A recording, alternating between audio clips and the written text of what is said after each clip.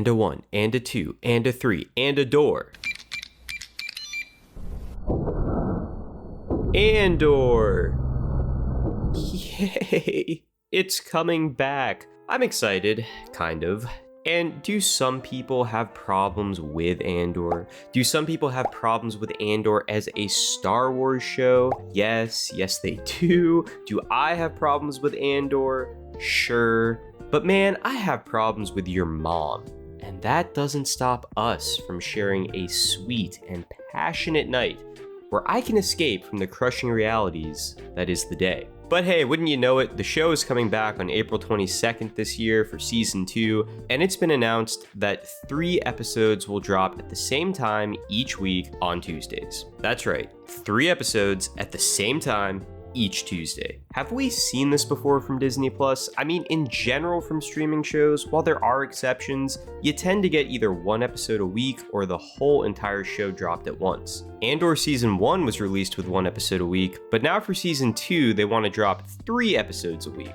Why is that? Why break from the typical release pattern? And is that a good decision? Well, Andor is a show that had a somewhat unique episode release structure because for the most part, you can clearly define each series of 3 episodes into its own mini story arc, its own little movie. The first episode is the story's intro that introduces you to the setting, characters, and challenges of that story arc.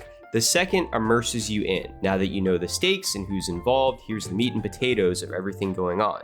And last, the third episode is the climax and finale of the story. Personally, I enjoyed this structure, but I don't think it's for everyone. I enjoyed the time the story took to get me invested, and the story it was telling kept me interested. But I did find it kind of frustrating that I had to wait each week for more because episodes would feel like they just kind of end at a certain point. Like I was watching an interrupted movie, like I was watching a story that was obviously meant to be watched in a 3-episode series. And the way they did it in that first season created the slow burn feel to the story because while the plot is moving forward with each episode, it can feel like less things of significance are happening each week when you're sitting down to watch.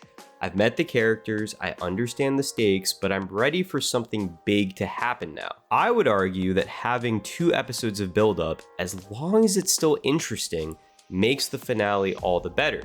The problem is, not everyone has the patience to watch 2 episodes of build-up, and because people are busy.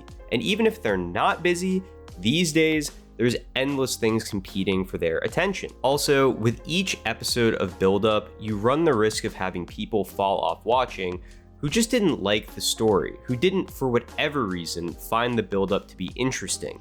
It's less of the traditional TV format, each week a little self-contained story, and more of a 2-episode build-up with a 1-episode payoff. And that unfortunately can translate into bad word of mouth for a show. Here, go ahead and imagine the imaginary characters of Bob and Jim having an imaginary conversation.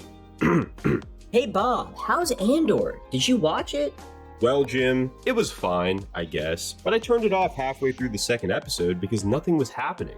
Wow. Okay, Bob. I probably won't give it a chance then. Imaginary conversations aside, I think a common criticism of Andor was that it felt slow and did not hold people's interest. And while interest in general for Star Wars seems to be on the decline, Andor was still one of the lower viewed Disney Plus shows, despite being one of, maybe the most expensive. Now that's certainly not the only reason people have criticism or problems with Andor, but nonetheless, I think there's a couple ways to address that specific issue. Maybe instead of 3 40 to 50 minute episodes, you create 2 1-hour-long episodes, similar runtime to work with, but maybe easier for the audience to palate.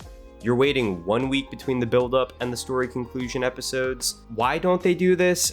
I don't know, but if I were to speculate, I would guess there are probably incentives to just having more episodes on streaming.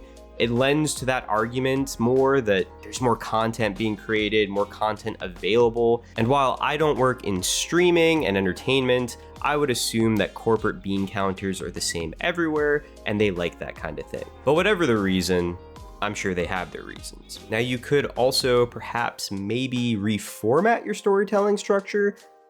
stop using the 3-episode format. But obviously that's not going to happen because the creators seem to like telling their story this way, and they've actually leaned even harder into the 3-episode format with season 2. And that's because behind the scenes, Andor was originally supposed to be a 5-season show, with each season being a year leading up to the movie Rogue One and that story. But the show's creators realized during production that these initial ideas of a 5-season story were unrealistic because just making the first season was so time-consuming and creatively difficult.